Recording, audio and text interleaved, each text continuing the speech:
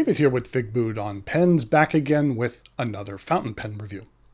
Lately, I have been sharing with you a number of pens from companies that you might not be familiar with.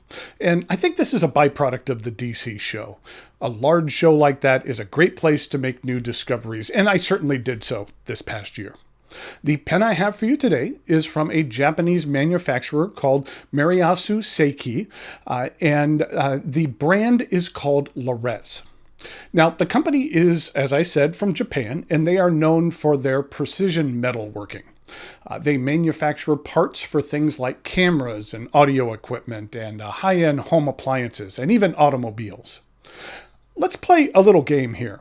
Here are 3 knobs that they manufacture for 3 different auto manufacturers: Chrysler, Lexus, and Land Rover. So let's play a little game of which one belongs to which.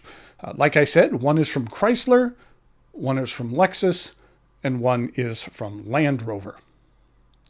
Well, number 1 is Land Rover, number 2 is Chrysler, and that would mean number 3 is Lexus. At the show, they displayed a couple of different pen models, but there was one that immediately caught my eye. In regard to this pen, I will say it was quite possibly one that provides the most satisfying capping as well as posting experience I've ever seen. It is completely unique that I am aware of. I've never seen anything like it. What I'm going to do today is go over the parts and features of this unique offering, talk about what I care for and what I don't care for about it. I'll show some measurements, size comparisons, and provide a writing sample. A big thanks go out to Lorettes for providing this pen for review. So, in order to get a look at this knurled quill, please join me over here at camera 2. The pen arrives in this box. It does have the company name, Lorettes. Now, the name Lorettes doesn't really sound especially Japanese. The name was inspired by the Japanese word roretto, which is how they pronounce the word knurling in Japan.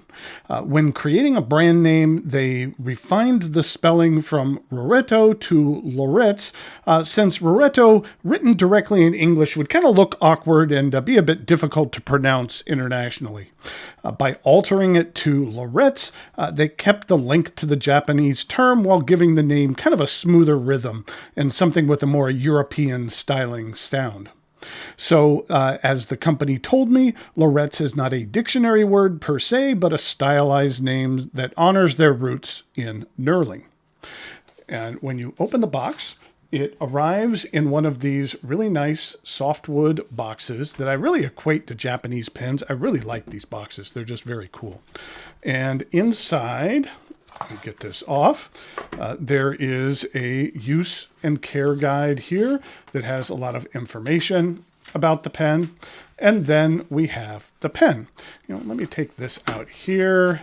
And then, you know what, I'll go ahead and remove the pen. And then also, right here, let me go ahead and get this out and then remove this, everything out of the way. It arrives with this cool pen stand that kind of has the ridging here on the sides. And have you ever picked up an object that was just heavier than you thought it should be? That's what this pen stand is. It has just a real weight to it. So when you pick it up, you're like, oh man, that's just heavier than I thought it would be. But it does a really good job as a pen stand and has the company name in there. And I like that when you pick it up, it's just because it has this ridging, it makes it easy to pick it up, especially like I said, since it's a little heavier than something normally of this size. And here is the pen from Lorettes, and it is called the Stealthread. That's kind of a combination of the word stealth and threads, which makes sense when we'll take a look at it a little bit closer. This pen is available in 2 different colors. There is this silver, and it also comes in gold. The pen is a brass and aluminum alloy, and we'll get to it a bit, but this pen does come equipped with a 14-karat gold nib. You know what? The really cool thing about this pen, and I'll really get to it right off the top, it doesn't appear like this pen has any threads at all, but they are actually cleverly hidden in this knurling. Let me give you a close-up look at this knurling. It's just really cool, and you can see the machine marks in there and the very small the small grooves that are included in there, as well as the larger grooves. You know what? Let's go ahead and start with the cap.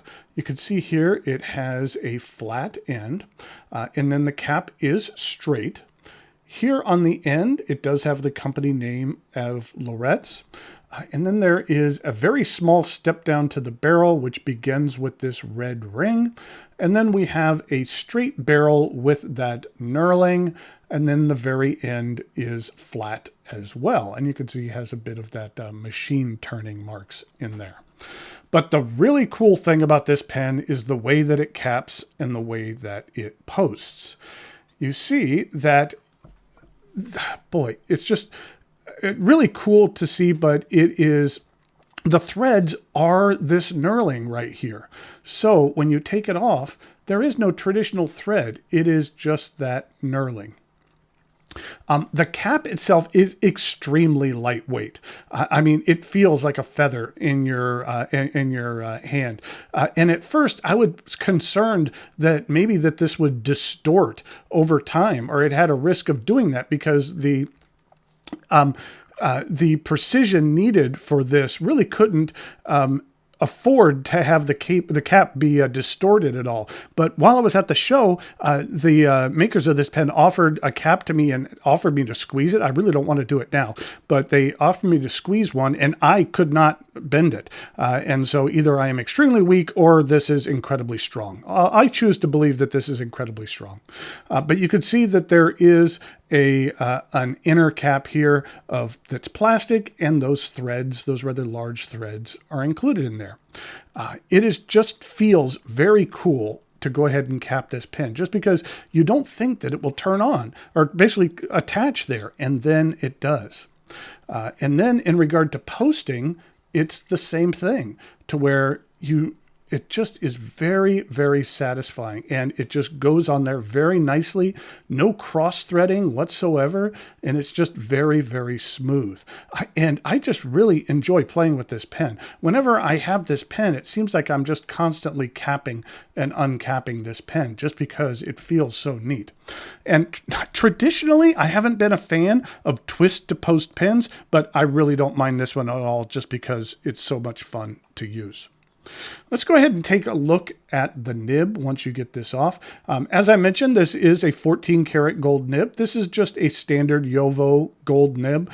And if anything, I wish that the company would have a logo or would have something engraved on the nib just to make it a little bit more recognizable for the company as opposed to generic. But it does perform very nicely, as you'll see in the writing sample. And there is the plastic feed. The section is metal. Now, typically a metal section would be something that's slick and concerning to me, but if you get a really close-up look here, you can see that there is some grooves that are on this particular section. Now, I wouldn't say that the grooves are so deep that it really locks your grip in there, but it's just enough to where your grip isn't going to go anywhere, and you could feel it slightly with your hand, but it's not so much that it's going to be bothersome at all. But I do like the way this pen feels on the back of my hand as I use it. This knurling here is not sharp at all. If it was sharp, it would be annoying because it would almost saw at your hand when you have it back here. But it is fairly smooth and that it just looks cool on top of that.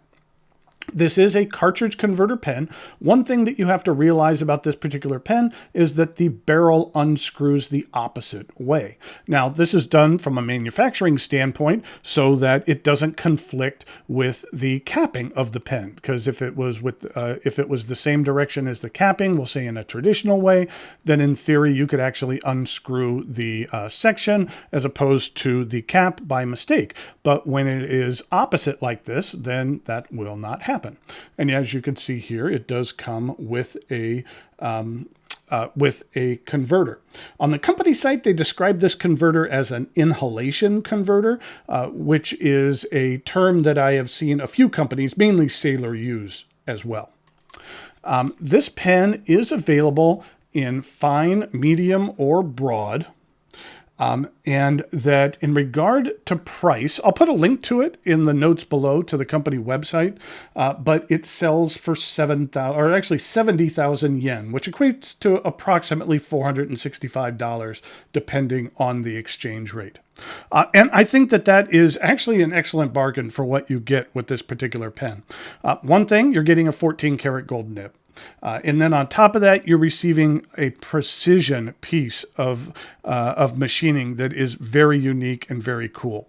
It almost reminds me of like a rote ring in regard to its look a little bit.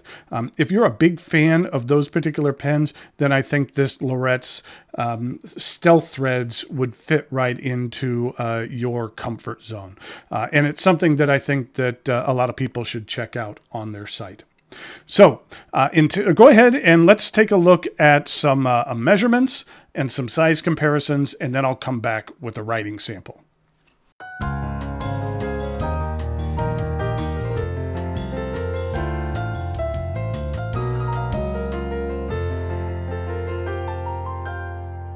In regard to some size comparisons, I wanted to compare it to some other unique metal pens that I have. First of all, we have a pen from Matthew Martin, and this is the OG Chonk. And then here is a beautiful pen from Makar Tools. I just love this divoting in here and the PVD treatment. I just think it is amazing. And then this is a pen from Wancher, and it's called the Japan Blue, and it has some really cool hammered metal in there that I really enjoy. In regard to three other metal pens, here it is with a Kara's Custom ink. And then we have a Schoen Design Pocket 6. And then finally, we have a pen from Shiobi North, and this is the Pocket Fox. And what I really love about this is the engraving on this particular barrel. I just think that's really unique and looks really cool. And that's what it looks like in comparison to the Stealththreads. In regard to uncapped comparisons, this is what it looks like with the Japan Blue, which is essentially a Sailor Pro Gear. And here it is with the Shiobi North Pocket Fox. And then finally, here it is with the Kara's Custom ink, which is a copper. And it's interesting how over time this copper has patinaed, and actually how the section is patinaed different than the barrel, since this is exposed to more of the atmosphere and more oxygen.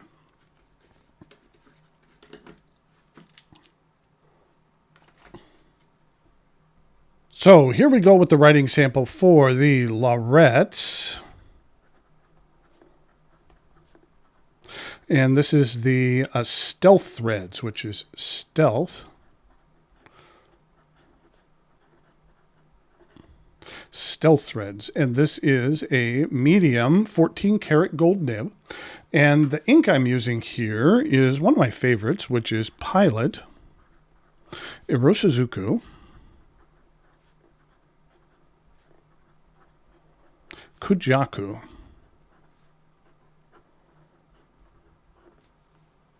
This is what the ink looks like. It's a nice blue-green. It kind of looks a little bit like the Stilo and Stile Roman Bronze Oxidation, but a little bit more on the green side.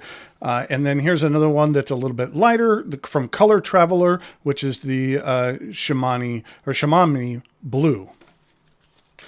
These are what the bottles look like. As it's sloshing around, it's hard to see, but there's probably literally only about, less than a quarter left of this bottle. So eventually I will need to get a new bottle. I will say it's kind of funny because I am currently for video games playing Cyberpunk 2077. And in it, there is a building that is very prominent that a lot of action takes place at, and it is called the Konpeki building. So I don't know if someone for CD Projekt Red is a fountain pen user or it's just an inside joke, but I do find it funny that they are constantly going to the Konpeki building. And here we go with the rest of the writing sample.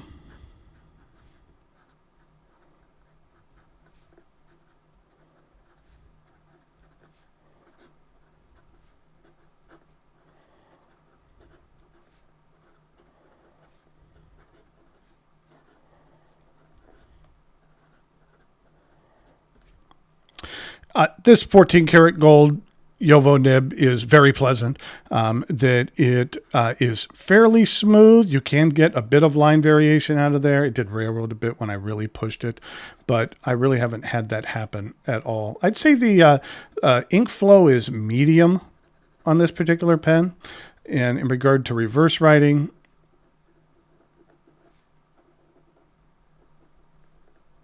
it's slightly scratchy, but it does lay down a nice extra fine line. In regard to some fast writing,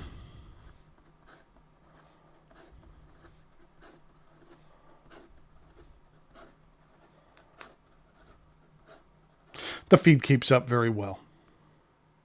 So there we have the Lorettes Stealthread. This was one of my favorite discoveries that I made at the DC show. And I really hope that folks discover this company and check out their website and that they are able to be successful with this pen as well as produce other ones along these same lines. Just because I was very impressed with the quality of it and the uniqueness of it. And it's just a pen that's fun to use. So until next time, thanks for watching. And I'll talk to you later.